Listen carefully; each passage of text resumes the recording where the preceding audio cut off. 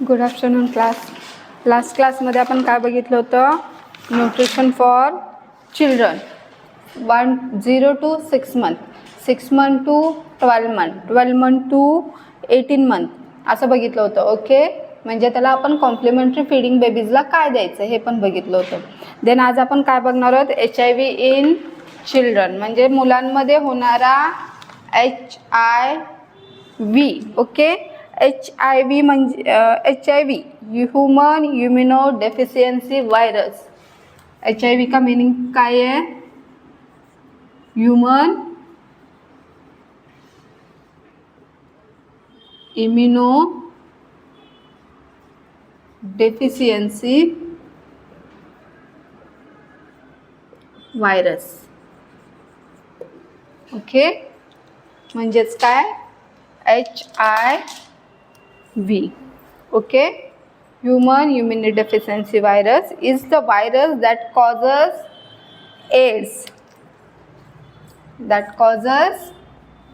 AIDS. Okay, एड्सचा long form काय आहे? Acquired immuno deficiency syndrome.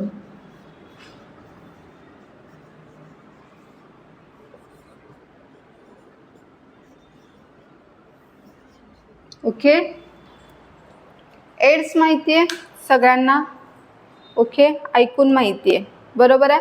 हा एड्स जो आजार आहे हा या व्हायरसमुळे होतो. हे काय आहे? व्हायरसचं नाव आहे आणि या व्हायरसमुळे होणारा आजार कोणता आहे? एड्स. ओके, हे तर क्लिअर आउट झालं पक्का. Human immunodeficiency virus is the virus that causes AIDS, acquired immunodeficiency syndrome. The virus damage or destroy the cell of the immune system. हा व्हायरस काय करतो? डॅमेज, आपली जी इम्युनिटी सिस्टीम असते यांचे जे सेल्स असतात ते काय करतात? डिस्ट्रॉय करतात किंवा डॅमेज करतात. त्यामुळे काय होते? आपली इम्युनिटी पॉवर लो होते. त्यामुळे येणारे जे आजार आहेत ते आपल्याला पटकन कॅच करतात. Okay, leaving them unable to fight infection and certain cancer. ते त्यांना अशा प्रकारे हा जो व्हायरस आहे HIVचा हा आपल्या इम्युन सिस्टीमच्या सेल्सला अशा प्रकारे नाश करतो की त्यामुळे आपले जे इम्युन सिस्टीम आहे ती इतर रोगांशी किंवा काही प्रकारच्या कॅन्सरशी फाईट करू शकत नाही. ते प्रत्युत्तरच देऊ शकत नाही. जर आपल्या शरीरामध्ये एखाद्या प्रकारचं इन्फेक्शन झालं तर त्या इन्फेक्शनला आपली इम्युन पॉवर प्रत्युत्तरच देऊ शकत नाही. अशा प्रकारे हा HIV व्हायरस काय करतो? आपल्या इम्युन सिस्टीमला डॅमेज करतो. Okay, then next, HIV in children और vulnerable disease is due to transmission of HIV virus through placental route from infected mother. मुलांमध्ये हा HIV किंवा हा जे लैंगिक आजार आहेत हे कसे पसरतात?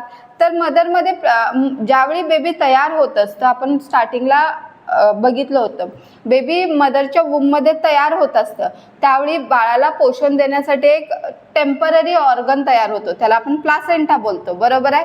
या प्लासेंटा थ्रू बेबीला HIVचे व्हायरस ट्रान्सफर होतात. ओके, काही व्हायरसेस, काही इन्फेक्शन्स असे आहेत की जे प्लासेंटा थ्रू बेबीला जातात. सगळेच जात नाहीत असे नाहीत, काही जातात तर काही रोखले जातात. ओके, समजलं? AIDS is viral disease. हा काय आहे? कम्युनिकेबल किंवा व्हायरल डिसीज आहे, बरोबर आहे. विषाणूजन्य आजार आहे. व्हायरस, बॅक्टेरिया हे वेगवेगळे आहेत. ओके, हा काय आहे? व्हायरल आहे, म्हणजे एका विषाणूपासून होणारा आजार आहे. Okay, it lead to decrease in T4 lymphocyte cells responsible for human immunity. हा काय करतो? यामुळे काय होते? मानवी प्रतिकार शक्तीला जे जबाबदार T4 सेल्स असतात, आपली जी इम्युनिटी पॉवर आहे याला रिस्पॉन्सिबल कोण असतं? T4 सेल्स असतात. त्या लिम्फोसाइट पेशी असतात, यांचा काय करते? ते घट करते. या पेशींना डॅमेज करून त्यांची संख्या शरीरामध्ये काय करते? कमी करते. Okay, HIV virus causes suppression in immune response which lead to susceptibility for opportunistic infection.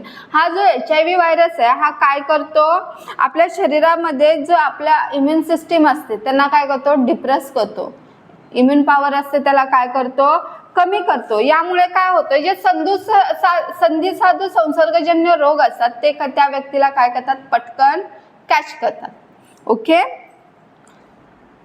This opportunistic infection does not allow child to be healthy, and most of the time he or she will be suffering from some or other infection. हे जे आजार असतात संधिसाधू आजार म्हणजे काय, immune system low झाली की infection होतं. ओके. जोपर्यंत का इम्युन सिस्टीम चांगली असते, जोपर्यंत का रोगप्रतिकारक शक्ती शरीरात चांगली असते, तोपर्यंत का ते व्हायरस शरीरात असूनही आपल्याला चिन्ह लक्षणं दाखवत नाहीत. बट जसं आपली इम्युन सिस्टीमची प्रतिकार शक्ती कमी होते तसे शरीरातील जे व्हायरसेस असतात, बॅक्टेरिया जे सुप्त अवस्थेत असतात ते काय करतात, आपले साइन अँड सिम्पटम्स दाखवायला लागतात. अशा आजाराला काय बोलतो आपण, किंवा अशा इन्फेक्शनला अपॉर्च्युनिस्टिक इन्फेक्शन किंवा संधिसाधू संसर्ग. ओके. हे संसर्ग काय असतात, मुलाला जे लहान बाळाला जर समजा एड्स झाला तर जे अशा अपॉर्च्युनिस्टिक इन्फेक्शन काय होतं, त्याला पटकन होतं. बरोबर आहे. त्यामुळे काय होतं, बाळ हेल्दी होत नाही, कारण कंटिन्युअसली त्याला कोणतं ना कोणतं इन्फेक्शन चालूच असतं. त्यामुळे बाळ निरोगी आणि हेल्दी होऊ शकत नाही. आणि बहुतेक वेळा ते बाळ कोणत्या ना कोणत्या आजाराने किंवा कोणत्या ना कोणत्या इन्फेक्शनने कंटिन्युअसली काय असतं, सफर करत असतं. ओके. रिझन काय आहे, कारण इम्युनिटी पॉवर डिफ्रेस झालेली असते. Okay. Mother to child transmission is the most common way that children become infected with HIV.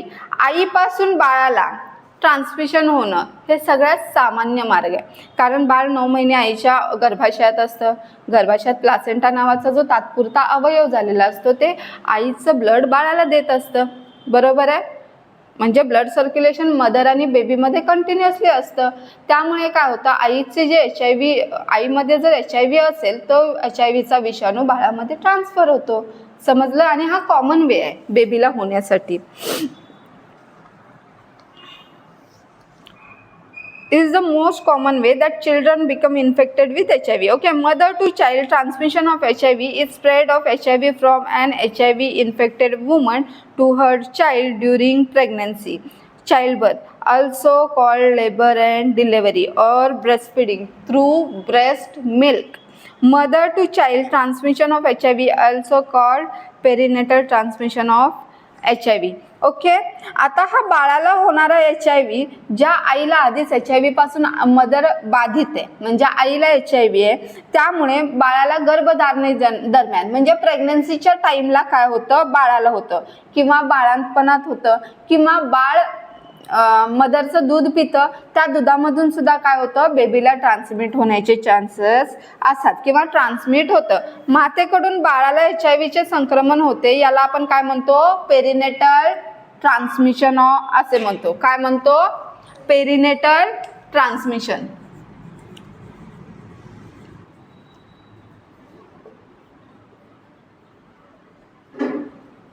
समजलं इथपर्यंत?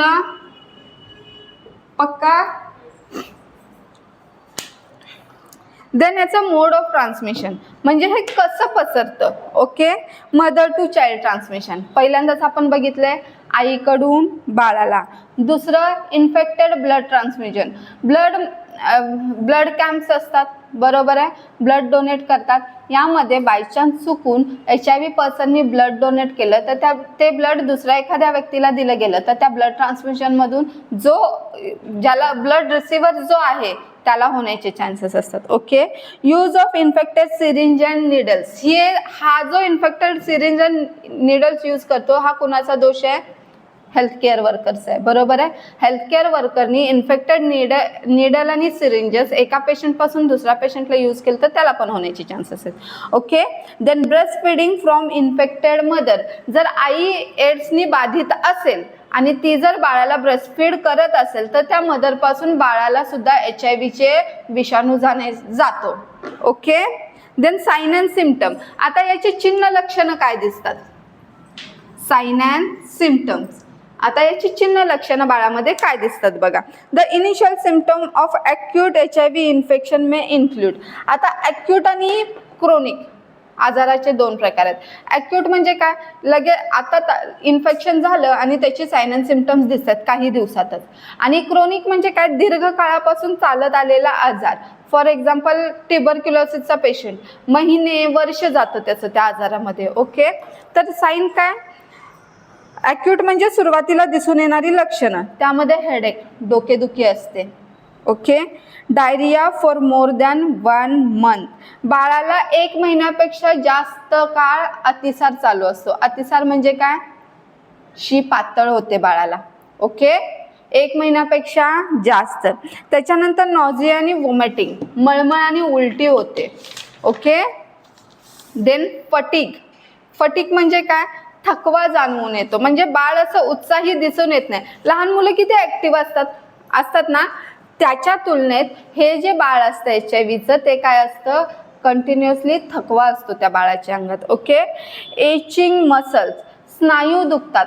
आपलं पाय दुखणं हे मसल पेन होतं, क्रॅम्प आल्यासारखे होतात, हे काय होतं, मसल्स दुखणं होतं. त्याच्यानंतर सोर थ्रोट, घसा काय होतो, खवखवतो. आपल्याला कधीतरी जास्त गार आंबट असं खाल्लं तर कधीतरी इन्फेक्शन होतं माहिती आहे, तर त्या बेबीजमध्ये सुद्धा हे दिसून येतं. त्याच्यानंतर नेक्स्ट काय आहे, red rash that doesn't each usually on the torso.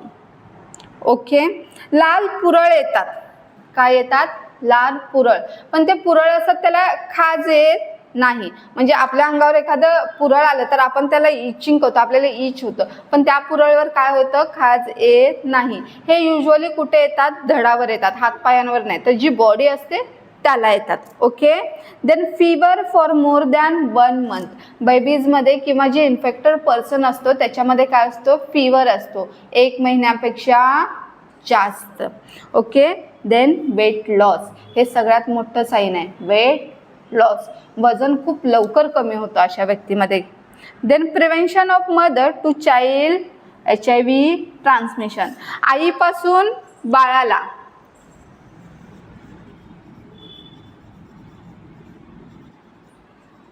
Prevention of mother to child transmission. Okay, आईपासून बाळाला होऊ नये म्हणून आपण काय प्रिव्हेन्शन घ्यायचं. प्रिव्हेन्शन म्हणजे काय, प्रतिबंधात्मक उपाय. आजार होऊ नये म्हणून आधीच घेतलेली काळजी, त्याला आपण काय म्हणतो, प्रिव्हेन्शन. ओके, सो प्रिव्हेन्शन कायचे आहे, woman with HIV receive HIV medicine during pregnancy and child birth. Okay, तर ज्या वुमनला किंवा ज्या प्रेग्नंट मदरला HIV असेल तिने काय करायचं, प्रेग्नन्सीमध्ये आणि डिलेव्हरीच्या दरम्यान HIV मेडिसिन्स असतात माहिती आहे, ती मेडिसिन कंटिन्यू ठेवायची जेणेकरून बाळाला ट्रान्समिट होऊ नये म्हणून. Prefer to have caesarean section delivery in certain condition to minimise the risk of HIV infection. HIVचा धोका कमी करण्यासाठी नॉर्मल डिलेव्हरीपेक्षा सिझेरियन सेक्शन निवडावा. ओके, काय करावं, नॉर्मल डिलेव्हरीपेक्षा सिझेरियन सेक्शन निवडावा. कारण HIV नॉर्मल डिलेव्हरीमध्ये काय होतं, आईचा आणि बेबीचा ब्लड कॉन्टॅक्ट येतो, बरोबर आहे, त्याच्या तुलनेत सिझेरियन सेक्शनमध्ये कमी होतो का. ओके, सो काय प्रेफर करायचं, सिझेरियन सेक्शन. कुणाला कम्पेअर, नॉर्मल डिलेव्हरीला. Okay, the next, babies born to woman with HIV receive HIV medicine for 6 weeks after birth. जी मदर HIV असते, HIVने ग्रस्त असते, अशा मदरच्या पोटी जन्माला आल्या बाळाला काय करायचं, जन्मानंतर 6 आठवड्यापर्यंत HIVची मेडिसिन्स दिली जातात बेबीजना सुद्धा. ओके, जन्मानंतर 6 आठवडे 6 weekमध्ये. Okay, initiative to protect woman of child bearing age from becoming infected with HIV in the first place. Okay, HIV बाधित आईपासून जन्मलेल्या बाळांना काय करायचं, ब्रेस्ट फीडिंग द्यायचं नाही. Okay, the provision of family of planning services and pregnancy termination where this is legal to enable women to avoid unwanted birth. आता बाळंतपणाच्या वयातील महिलांनी प्रथम काय करायची, HIV लागण होण्यापासून संरक्षण करण्यासाठी पहिल्यांदा पुढाकार घ्यायचा. त्याचबरोबर कुटुंब नियोजन, फॅमिली प्लॅनिंगच्या तरतूद असते. आणि जर त्या मदरला हे बेबी नको असेल, अनवॉन्टेड बर्थ असेल तर तिला काय करायचं, ॲबॉर्शन करण्यास हेल्प करायची.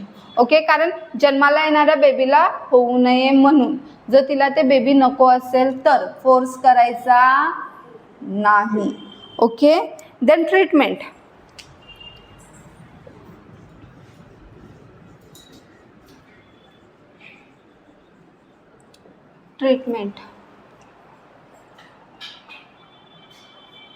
Children born for infected mother should be tested for HIV infection. ज्या आईला HIV आहे त्या आईपासून जर बाळ जन्माला आलं असेल तर काय करायचं, त्या बाळाची सुद्धा HIVची टेस्ट करायची. Testing of the children under 18 months of age can be done with the help of polymerase chain reaction PCR test and dried blood spot test. 18 महिन्यापेक्षा कमी वयाच्या मुलांची चाचणीमध्ये काय करतो आपण, PCR टेस्ट करतो. त्याला आपण काय म्हणतो, पॉलिमरेज चेन रिॲक्शन किंवा ड्राईड ब्लड स्पॉट, ह्या 2 टेस्ट केल्या जातात. Okay, then children after age of 18 months of age can be tested for HIV infection with the help of rapid diagnostic testing. 18 महिन्यानंतरच्या मुलांची HIVचे इन्फेक्शनची चाचणी केली जाऊ शकते. तर त्या चाचणीचं नाव काय आहे, रॅपिड डायग्नोस्टिक टेस्ट. आता ही कशी असते, प्रेग्नन्सी किट माहिती आहे तुम्हाला, ते सगळ्यांना नोनच आहे. त्या प्रेग्नन्सी किट सारखीच HIVची टेस्ट किट येते.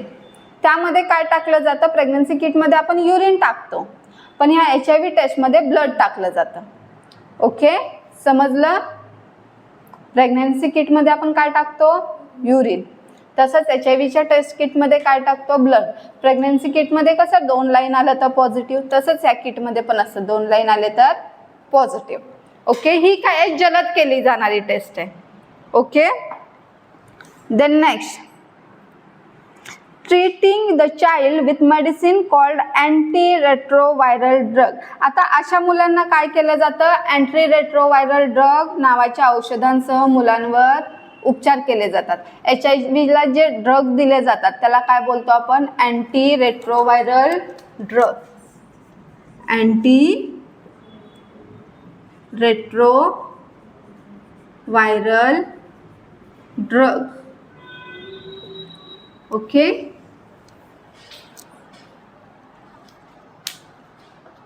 these drugs are given based on the health status, immune system and number of drugs taken by the child. आता हे ड्रग कशाच्या आधारावर दिले जातात, बाळाची आरोग्याची स्थिती म्हणजे हेल्थ स्टेटस बघितलं जातं. त्याच्यानंतर त्याची रोगप्रतिकारक शक्ती कशी आहे बघितलं जातं. आणि मुलांनी किती बाळ ते औषध घेऊ शकतं याच्यावरती डिपेंड करून बेबीजला ते ड्रग दिले जातात. Okay, generally combination of drug is given to have better result and lesser side effect. सामान्यतः काय करतो, चांगले परिणाम येण्यासाठी आपण काय करतो, कॉम्बिनेशन देतो ड्रगचं. म्हणजे एकत्र करून 2 ड्रग एकत्र करून, ह्याला कॉम्बिनेशन बोलतो आपण. कॉम्बिनेशन करून देतो कशासाठी, तर त्याचा चांगला इफेक्ट बाळावर दिसावा म्हणून. Okay, keeping the children on HIV treatment healthy. HIV घेत असलेल्या मुलांना निरोगी ठेवणं ही गरज आहे. बरोबर आहे. The next, adhere to the treatment regimen. उपचार पद्धत जी असते त्याचे एक हे पद्धत असते, त्या पद्धतीचं किंवा त्याचं पालन करायला सांगायचं. बरोबर आहे. डोस मिस नाही करायला सांगायचा, टाइम चुकवायला नाही सांगायची. त्याच्यासोबत ज्या बेबीजला न्यूट्रिशन प्रोव्हाइड करतो ते प्रॉपर असलं पाहिजे, तरच ते बाळाला अफेक्ट करेल ना. Okay, then factor to be consider while initiative antiretroviral therapy. Okay, म्हणजेच काय, ही जी अँटीरेट्रोव्हायरल थेरपी देतो, बाळाला ड्रग देतो, यावेळी विचारात घेतले जाणारे घटक.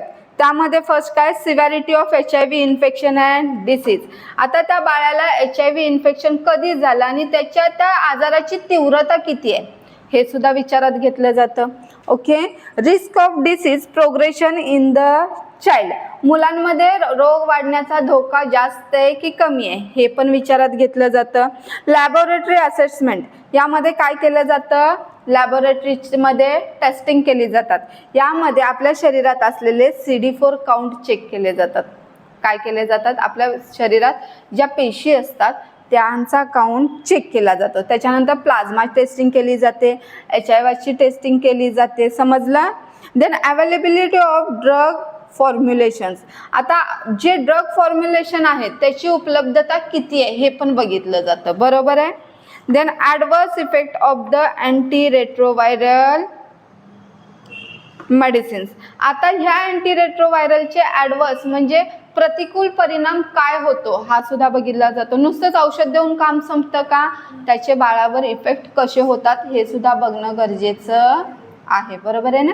Then next effect of initial treatment regimen, choice on later therapeutic options, नंतरच्या उपचारात्मक पर्यायांवर काय प्रारंभिक उपचार पद्धतीचा निवडीचा प्रभाव किती पडतो हे बघितलं जातं. Okay. Then presence of comorbidities that may affect drug choice. Okay.